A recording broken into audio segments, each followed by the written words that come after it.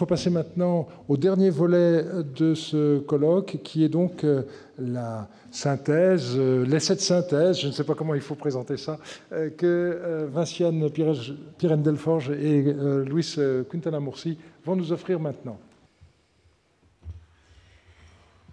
Bien, mesdames et messieurs, chers et chers collègues, le thème de ce colloque est né de la volonté d'encadrer d'une réflexion scientifique l'ouverture du bâtiment rénové de l'Institut des civilisations du Collège de France.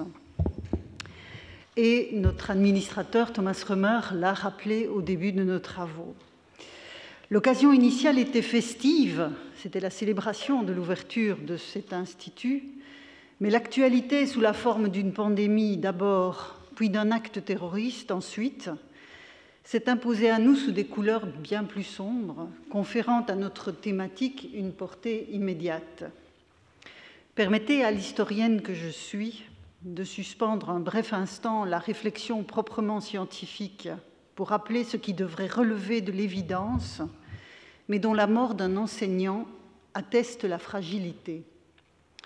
En ce mois d'octobre 2020, un professeur d'histoire a été violemment assassiné parce qu'il exerçait son métier en responsabilité tant à l'égard des jeunes dont il avait la charge que de la République laïque qui encadrait sa charge. Nous aurons du mal à dépasser la sidération devant la violence d'un tel acte. Mais dans l'immédiat, un constat limpide s'impose. C'est l'enseignement en tant que vecteur de la distance critique, de la liberté de penser et de l'expression de cette pensée qui se superpose au visage martyrisé de Samuel Paty. L'enseignement de l'histoire est ici en première ligne, mais tous les cours dispensés dans les collèges et les lycées ont vocation à contribuer à l'émancipation de la jeune génération. Tous les enseignements participent de la construction du rôle de chacun des membres en devenir de notre société. L'atrocité de la situation le rappelle avec force. C'est par l'éducation que se forgent des êtres humains responsables, appelés à devenir des citoyens qui ne le sont pas moins, dans une société où chacun puisse trouver une place, dans la dignité et en relation avec les autres. L'immolation d'un professeur sur l'autel du fanatisme religieux montre, sous une lumière plus crue encore que celle de la crise sanitaire, la priorité qui doit être rendue à des secteurs où notre humanité se construit, s'affirme, est mise à l'épreuve, que ce soit l'éducation, la recherche, les soins de santé, la justice, pour ne rien dire des mesures à prendre pour que notre monde reste viable. Entre la gouvernance technocratique par les nombres brillamment discutée entre ces murs par Alain Supiot et le règne de la terreur dont témoigne l'attentat perpétré à Conflans, les valeurs de liberté, d'égalité, de fraternité, et c'est une Belge qui vous le dit, doivent être réaffirmées avec force et ne pas se limiter à des inscriptions formelles au fronton de bâtiments classiques. La réflexion scientifique, et j'y arrive à présent, a un rôle à jouer dans l'effort collectif pour donner à de telles valeurs un ancrage dans nos sociétés par la réaffirmation continue de l'impérieuse nécessité de chercher, de la nécessaire liberté pour le faire et de la légitimité de tous les types de savoirs construits dans les règles de la critique en vigueur dans les différentes communautés scientifiques. Les 2 jours que nous venons de passer masqués dans cet amphithéâtre attestent la richesse d'un tel effort, notamment dans l'interaction entre des disciplines très diverses, et c'est pour ça que nous avons souhaité faire des conclusions à 2. En reconstruisant la généalogie de la notion de civilisation, en analysant la diversité et la complexité de ses emplois, nous avons, au sein du Collège de France, mis à la disposition de tous, puisque ce colloque est enregistré et qu'il aboutira aussi à une publication, mis à la disposition de tous, disais-je, les instruments d'une neutralisation des affects et des jugements de valeur d'une part, et d'autre part, une évaluation pluridisciplinaire du caractère opératoire ou non de la notion en question en fonction des divers contextes où elle peut être mobilisée. Quand je suis arrivée au Collège de France il y a quelques années, l'Institut des civilisations existait déjà et la rénovation du bâtiment de la rue Cardinal Lemoine allait commencer. J'ai alors interrogé quelques collègues associés au dit institut sur le choix du nom. Ils ont reconnu que les discussions avaient été très longues avant que la discussion ne soit prise, et Dominique Charpin en témoignera sans doute mieux que moi, puisque je n'étais pas là au moment des discussions. Voyant mon hésitation à accueillir ce label avec faveur, je vous avoue qu'au début, l'Institut des civilisations, je me dis « oula !» Surtout que j'allais devoir y prendre ma place. L'un d'entre eux m'a dit l'un de ses collègues que j'ai interrogé m'a quelque peu provoqué en me demandant si j'avais une alternative. Après réflexion, j'ai bien dû reconnaître qu'aucune option plus satisfaisante ne s'imposait à moi. J'ai fait plusieurs fois l'exercice avec différents collègues qui sont tous arrivés à la même conclusion. Un premier point important dans le choix de déterminer notre institut par le mot « civilisation » est l'usage du pluriel. C'est l'Institut des civilisations.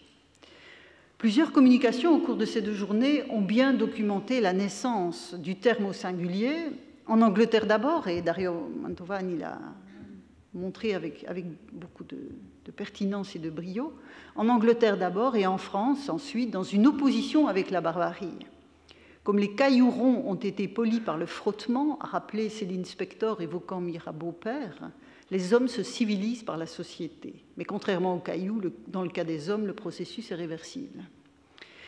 Le passage au pluriel des civilisations est acquis vers 1840, nous a dit Henri Laurence, et François Héran évoquait 1820, mais bon, ce sont des détails, et je pense que la période est suffisamment importante entre ces 2 dates. Et le déchiffrement des écritures anciennes, comme les hiéroglyphes égyptiens et le cunéiforme, a sans doute contribué à ancrer l'idée des civilisations comme évocation, voire comme description empirique de la diversité des sociétés humaines. Quant à la lexicométrie, et je pense au tableau projeté hier par François Héran, elle montre que la civilisation au sens singulier d'une opposition à la barbarie peut saillir des bases de données de Google à des moments de l'histoire où l'on conçoit pourquoi les courbes montent en flèche. C'était le cas de la Première Guerre mondiale, du régime de Vichy. Mais le bas bruit d'un usage peu saillant se laisse moins facilement saisir par de tels outils dont la vertu, et elle n'est pas négligeable, est surtout de dessiner des tendances. L'Institut des civilisations, je reviens sur le nom, ne fait évidemment pas référence au processus de civilisation dont on a parlé à plusieurs reprises dans ce colloque. Plusieurs intervenants ont évoqué ce processus et dont Anne Lafont a rappelé ce matin l'importance dans l'œuvre de Norbert Elias, qu'elle a donc bien mis en évidence avec toutes les nuances qu'a apporté à la réflexion d'Elias son expérience africaine, ce qu'a bien montré Anne Lafont. Ce qu'identifie le nom de l'Institut des civilisations, c'est la pluralité des sociétés humaines du passé, mais aussi du présent, comme la Chine, abordée par Anne Cheng dans son interrogation forte sur les temps récents, et comme ces régions dont Samantha Besson nous a montré l'importance il y a un instant pour l'avenir du droit international. Au présent aussi appartient l'anthropologie, qui trouve à s'abriter sous cette coupole de l'Institut des civilisations. La bibliothèque Lévi-Strauss est mise à l'honneur dans le bâtiment rénové de la rue Cardinal-Lemoine, et Aparecida Villassa, par Zoom, nous a montré hier combien les métaphores puisées à l'œuvre de ce savant pouvaient encore aider à penser la colonisation en termes épidémiques. Partant elle aussi de la question épidémique sous cet angle, c'était un ancrage dans l'actualité la plus immédiate, donc partant elle aussi de cette question sous un angle non plus anthropologique mais médical, Anne-Marie Moulin a fait droit à la relation complexe entre singulier et pluriel, entre unité et diversité. D'une part, la raison en marche selon un processus linéaire, une autre forme de processus de civilisation en termes médicaux cette fois. D'autre part, une pluralité, on voit bien cette tension entre unité et pluralité, d'options qui cohabitent, qui s'épaulent, qui s'opposent dans le traitement de la maladie, en l'occurrence la variole. Et un tel paradigme entre unité et diversité est assurément le fil rouge de notre rencontre, enfin, ou en tout cas un fil majeur de notre rencontre que chaque intervenant, d'une manière ou d'une autre, a tiré à sa manière. Si les historiens, les philologues, les anthropologues réunis dans l'Institut des civilisations s'accommodent d'un label dont la vertu principale est moins explicative au sens strict que synthétique et fédératrice, on vient de nous parler des représentations que véhicule la notion de civilisation aux États-Unis. On peut dire qu'au Collège de France, l'Institut des civilisations véhicule une représentation des chairs, ou en tout cas de certaines chairs. Et donc, vertu moins explicative que synthétique et fédératrice, mais il est tout aussi évident que le terme n'est pas dénué, loin de là, des pièges qui ont conduit Francesco De Rico à donner comme titre à son exposé « La faute des civilisations ». Jean-Jacques Hublin a évité soigneusement le mot et Étienne Patin a s'y frotté pour le jeu intellectuel que représentait le questionnement que nous lui avions suggéré, comme Louis va nous le rappeler dans un instant. Mais avant de passer la parole à Louis, permettez-moi de revenir un instant au récit civilisationnel évoqué par Dario Mantovani tout à l'heure, parlant des traditions antiques. Il a justement rejeté la mythologie de la proximité induite par le rapport à l'Antiquité, tout en soulignant, et c'est fondamental évidemment, les références implicites de nombre de nos discours. À cet égard, l'Antiquité classique tout entière est mobilisée, et plusieurs communications l'ont évoqué, par l'idée de civilisation fondatrice, avec la Grèce et son prétendu miracle qui aurait fait de l'homme un véritable humain à l'aune des standards de l'Europe occidentale, et Rome qui en aurait fait un être de droit.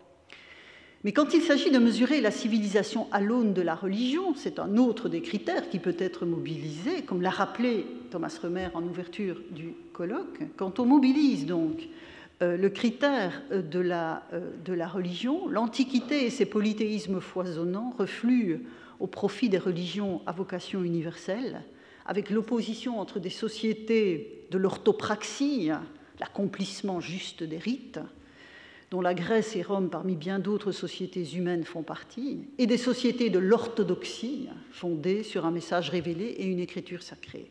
Dans cette perspective, les grandes civilisations ont pu être associées au monothéisme universaliste, dans une vision téléologique dont une certaine histoire des religions peine encore aujourd'hui parfois à se débarrasser. Et j'en reviens ainsi au tout début de nos échanges, donc avec les considérations que Thomas Römer nous a livrées sur la question des religions, cette religion au singulier, cette fois, dont Mirabeau disait qu'elle était le premier frein et dont le premier moteur de la civilisation.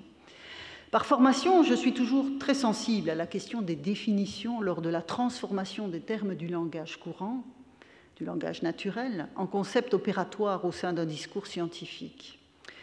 Mais je dois dire qu'au terme de ces 2 journées, le terme de civilisation me semble résister à cet effort d'élucidation définitoire, tant sont nombreux les critères susceptibles d'être convoqués pour arriver à cette fin. Ça me semble être un des apports aussi de notre rencontre, outre cette réflexion sur l'unité et la diversité. La difficulté et peut-être l'impossibilité de faire du terme autre chose qu'un label approximatif mais commode, que ce soit pour désigner notre institut, ou plus important à l'échelle internationale, je fais référence évidemment à la très belle communication de Samantha, pour se réapproprier les objets juridiques ainsi désignés. Et après ces 2 jours, je souscris finalement, mais je n'avais pas trop de doute, au nom de l'Institut des civilisations. Et j'espère aussi, là c'est plus la citoyenne qui parle, le concert des civilisations, tel que l'évoquait Samantha Besson, dans un monde rêvé où la dichotomie entre civilisation et barbarie n'aura plus à désigner des événements que celui que nous venons de vivre. Malgré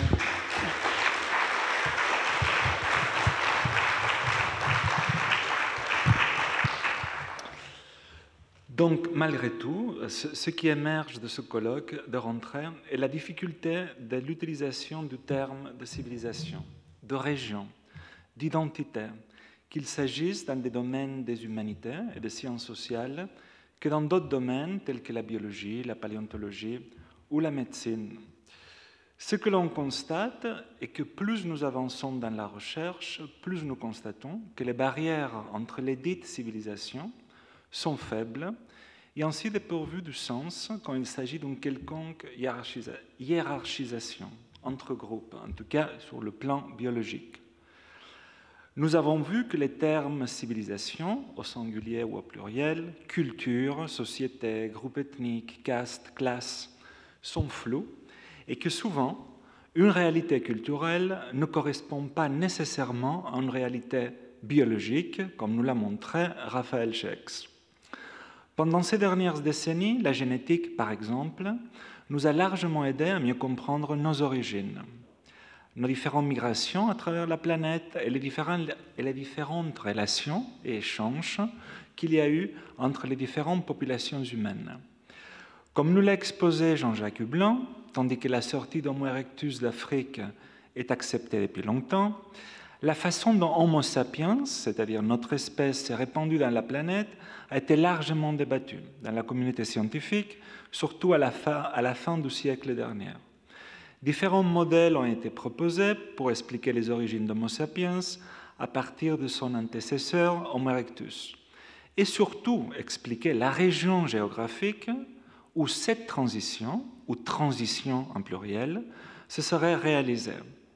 Des débats virulents, idéologiques souvent, opposaient les tenants des modèles polygénistes, pour qui les différentes populations humaines d'aujourd'hui, en Afrique, en Europe, en Asie, en Océanie, où les races humaines, comme on disait à l'époque, avaient des origines bien distantes et ne partageaient en aucun cas un ancêtre commun, et en tout cas encore moins en Afrique. De ceux qui défendaient le monogénisme, pour qui tous les groupes humains d'aujourd'hui partageaient un ancêtre commun. Par exemple, entre les polygénistes, Carlton Kuhn, raciste par ailleurs, proposa au début des années 60 quelque chose qui a duré jusqu'à les débuts des années 80, la fin des années 80 d'ailleurs, le modèle en candélabre selon lequel les populations africaines, européennes, asiatiques et océaniennes d'aujourd'hui seraient le résultat d'une évolution indépendante et séparée d'Homo erectus locaux vers Homo sapiens locaux aussi, sur chaque continent. Le comble de Kuhn, ce que je trouve assez drôle aujourd'hui, c'est qu'il défendait l'idée que les Européens auraient été, surprise, les premiers à évoluer d'Erectus versus Sapiens. Et évidemment, les Africains étaient les derniers à évoluer, ce qui les plaçait entre les populations les plus proches de l'état primitif du genre Homo. À l'opposé des modèles polygénistes, on trouve les défenseurs, à l'opposé des modèles polygénistes, on trouve les défenseurs de théories monogénistes pour qui la transition d'Erectus versus Sapiens se serait faite sur un seul continent.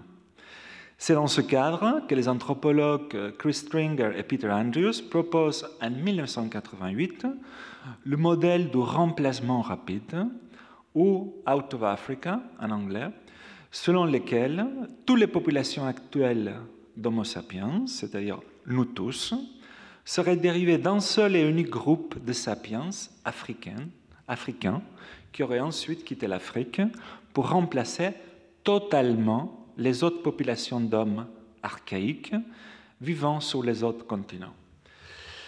Le fait, c'est que chacun de ces modèles fait des prédictions qui sont parfaitement testables par la génétique et non pas par d'autres disciplines. Quant à la quantité d'ascendance africaine qu'on s'attend, dépendant de ces modèles, selon le modèle multirégional, on s'attend 0 ascendance africaine dans les génomes des populations humaines, sauf en Afrique, bien sûr. Tandis que le modèle d'un remplacement rapide, à l'opposé, évidemment, prédirait une ascendance à 100% africaine de nous tous. Alors, la génétique a clairement confirmé le modèle de l'Out of Africa, c'est-à-dire toutes les populations hors d'Afrique trouvent leur origine récente en Afrique, avec une petite nuance. Les sapiens africains et africaines n'ont pas complètement remplacé les populations qui habitaient en Europe et en Asie, comme prédit par le modèle Out of Africa, mais comme nous l'a présenté Jean-Jacques Hublin, la génétique a montré que les populations européennes et asiatiques ne sont pas sapiens à 100%. En gros, les seuls sapiens à 100%, pour l'instant, dans l'état de la recherche, sont les Africains. Parce que les Européens et les Asiatiques, on est métissés avec Néandertal et Denisova, et notre niveau de métissage peut aller de 2% jusqu'à 7% dans certaines régions du Pacifique. Donc, tandis que le terme de civilisation n'est pas utilisé dans les recherches en biologie, les enjeux du terme, du concept, rappellent inévitablement un autre terme qui, lui, il a été utilisé pendant très longtemps en biologie, celui de race. Ce terme, d'ailleurs, comme c'est le cas pour le terme de civilisation, n'est pas dépourvu du sens des hiérarchies. Les races sont des groupes d'individus très semblables entre eux, au sein de chaque groupe, mais très différents entre les groupes. Les chiens sont des races, les caniches sont très semblables entre caniches, mais très différents en berger allemand. Or, chez l'espèce humaine, c'est exactement le contraire. Les grandes différences génétiques qu'on trouve sont au sein des populations. Il y a plus de différences entre deux Européens, pris au hasard, qu'entre un Européen et un Africain. Donc, sur le plan biologique, en tout cas, les races n'existent pas. La génétique montre qu'on est tous différents, uniques, divers. Et de plus en plus, en gros, on est tous des métis, comme nous l'a montré Étienne Pétain. Déjà en France, en tout cas pour les Français d'origine européenne, nous avons au moins 3 couches différentes de composants génétiques. Le peu qui reste des vrais autochtones, les premiers qui sont arrivés pendant le Paléolithique, les chasseurs-cueilleurs, qui restent très peu. Ensuite, la composante qui serait venue du Moyen-Orient, associée pendant le Néolithique, associée avec l'agriculture. Et enfin, celle qui serait venue des steppes, pas des steppes, comme je dis souvent, de l'Est, avec la culture Yamna, dans les dernières 5000 dernières années.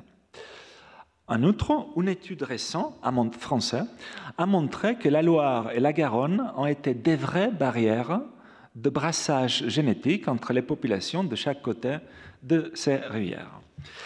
Donc, dans le cas de la civilisation française, même si elle peut exister sur le plan culturel, linguistique, un certain art de vivre, une démocratie laïque, et je l'espère pour longtemps, une culture culinaire extraordinaire, justement, comme Jean-Pierre Poulin nous a montré, avec les food studies et l'identité. En tout cas, ce qui est clair est que la civilisation française, ou même européenne, n'existe pas sur le plan biologique. C'est-à-dire, la population française, sur le plan biologique, n'est pas homogène. Mais justement, qu'est-ce une population? La génétique de population, comme nous l'a montré Étienne Pétain, définit la population comme un ensemble d'individus interféconds évoluant dans le temps et l'espace. Justement, évoluant dans le temps et l'espace, ce qui veut dire que le terme population n'est pas un concept statique. En effet, les populations qu'on associe à des grands ensembles socioculturels descendent du métissage des groupes aux origines aussi variées qu'inattendues. Comme nous l'a montré Raphaël Schex, les règles d'alliance et de résidence postmaritale varient selon les populations humaines, ce qui laisse des traces génétiques différentes dans les populations humaines. Un bel exemple de l'influence directe de la culture sur le biologique. Tous ces découvertes nous ont amenés à mieux comprendre notre identité en tant qu'espèce et en tant que groupe, et questionnent quand même l'évolution conjointe des cultures et des peuples qui en sont dépositaires. Nous sommes, en somme, tous différents au sein de l'unité de notre espèce. Merci.